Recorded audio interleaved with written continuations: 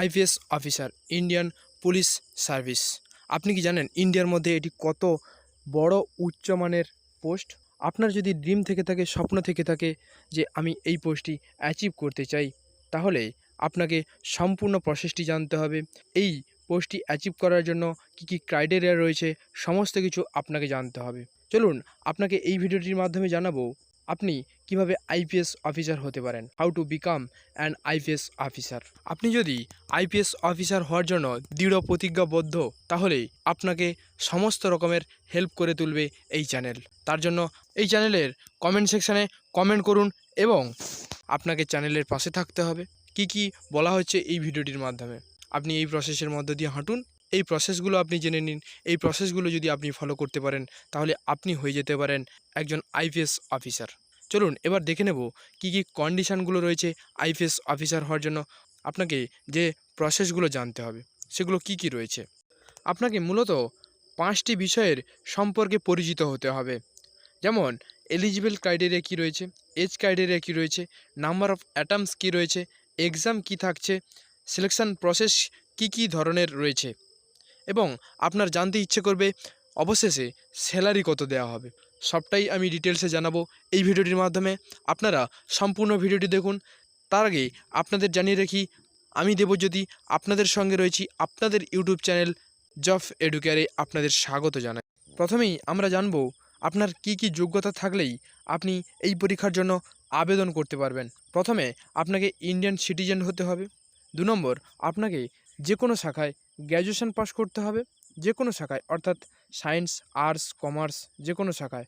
আপনি যে কোনো পার্সেন্টেজ মার্কস নিয়েও আপনি এই পরীক্ষার জন্য আবেদন করতে পারেন।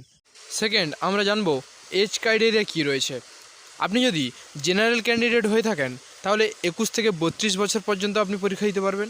ওবিসি যদি ক্যান্ডিডেট হয়ে থাকেন, তাহলে 21 থেকে 35, এবং এসসি এসটি যদি হয়ে থাকেন, তাহলে 21 থেকে 42। আপনাদের এই থাকছে এজ ক্রাইটেরিয়া। এরপরে আপনাদের জানাবো 3 নম্বর, অ্যাটেম্পট, অর্থাৎ আপনি কতবার আপনার সময়সীমার মধ্যে পরীক্ষায় বসতে পারবেন। আপনি যদি জেনারেল ক্যান্ডিডেট হয়ে থাকেন, তাহলে আপনি 6 বছর পর্যন্ত পরীক্ষা দিতে পারবেন, এবং আপনি যদি ওবিসি ক্যান্ডিডেট হয়ে থাকেন, তাহলে 9 বছর পরীক্ষা দিতে পারবেন, এবং এসসি এসটিদের জন্য কোনো সময়সীমা থাকছে না। আপনারা যতদিন চাইবেন, আপনারা তত বছরই আপনাদের সময়সীমার মধ্যে পরীক্ষা দিতে পারবেন। ফোর্থ, অর্থাৎ 4 নম্বরে আপনাকে জানাবো আপনি কোন এক্সাম দিলে, অর্থাৎ কোন পরীক্ষা দিলেই আপনি আইপিএস অফিসার হতে পারবেন। আপনি যদি ইউপিএসসি, অর্থাৎ ইউনিয়ন পাবলিক সার্ভিস কমিশনের পরীক্ষায় বসেন, তাহলে আইপিএস অফিসার হতে পারেন। এই ইউপিএসসি বোর্ডের আন্ডারে 24 ধরনের সার্ভিস থেকে থাকে। তার মধ্যে হলো আইপিএস, আইএএস, আইএইএস, আইএফএস। এই সমস্ত সার্ভিসের অফিসার হওয়ার জন্য আপনাকে ইউপিএসসি বোর্ডের এক্সাম আপনাকে দিতেই হবে।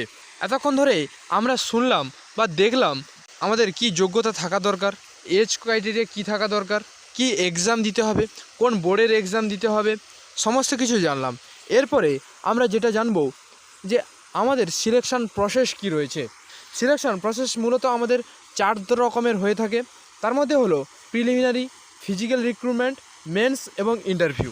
এই প্রসেসগুলির বেসিক পার্টগুলো আমরা জেনে নেব, কারণ বিস্তারিত আলোচনা করতে গেলে এই ভিডিওটি অনেক বড় হয়ে যাবে। আপনাদের পরবর্তীকালে এই প্রসেসগুলোর সম্বন্ধে ডিটেলসে আমি আরও একটি ভিডিও বানিয়ে আপনাদের সামনে প্রেজেন্ট করব। এখন জেনে নেব প্রিলিমিনারি। প্রিলিমিনারি সাধারণত 2টি পেপার হয়ে থাকে, জিএস এবং সিস্যাট। দুটো পেপার 200 নম্বরের, 400 নম্বরের আপনাদের এক্সাম হবে প্রিলিমিনারি এক্সাম। আপনি যদি এটাই কোয়ালিফাই করতে পারেন, তাহলে আপনাকে পরের ফিজিক্যাল রিক্রুটমেন্টের জন্য পাঠানো হবে। ফিজিক্যাল রিক্রুটমেন্টের প্রথমে থাকছে হাইট। জেনারেল ক্যান্ডিডেটদের জন্য ছেলেদের থাকছে 165 সেন্টিমিটার এবং ফিমেলদের জন্য থাকছে 150 সেন্টিমিটার। এসসি এসটি মেলদের জন্য থাকছে 160 সেন্টিমিটার এবং ফিমেলদের জন্য থাকছে 145 সেন্টিমিটার। এরপরে থাকছে চেস্ট। চেস্ট আপনাদের মেল ক্যান্ডিডেটের জন্য থাকছে 84 সেন্টিমিটার এবং ফিমেল ক্যান্ডিডেটদের জন্য থাকছে 79 সেন্টিমিটার। এরপরে আপনাদের থাকছে আইসাইট। নর্মাল সাইট থাকছে J1 ডিস্টেন্স ভার্সান 6/6 আর 6/9, আর উইক সাইট থাকছে J2 ডিস্টেন্স ভার্সানে 6/12 আর থাকছে 6/9। এরপরে জানবো মেন্স এক্সাম। মেন্স এক্সাম আপনাদের 9টি পেপারে হয়ে থাকে, টোটাল 1750 নম্বরের।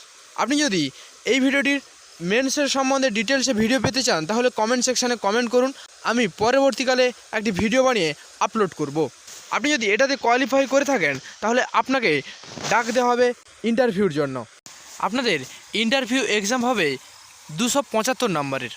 আপনাকে এখানে জানিয়ে রাখি, মেন্স এবং ইন্টারভিউর নাম্বার এখানে আপনাদের যোগ করেই আপনাদের মেরিট লিস্ট তৈরি করা হবে।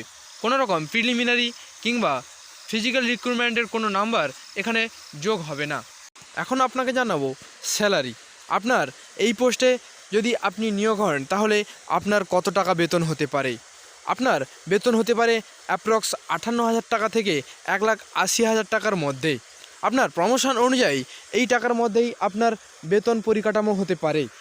বুঝতেই পারছেন বেতন পরিকাঠামো কতটা বড় এবং কতটা হাই রেঞ্জের। তার জন্য আপনাকে খুব পরিশ্রম করেই এই চাকরিটা আপনাকে ছিনিয়ে নিতে হবে। Thank you watching the full video. Please forgive the error.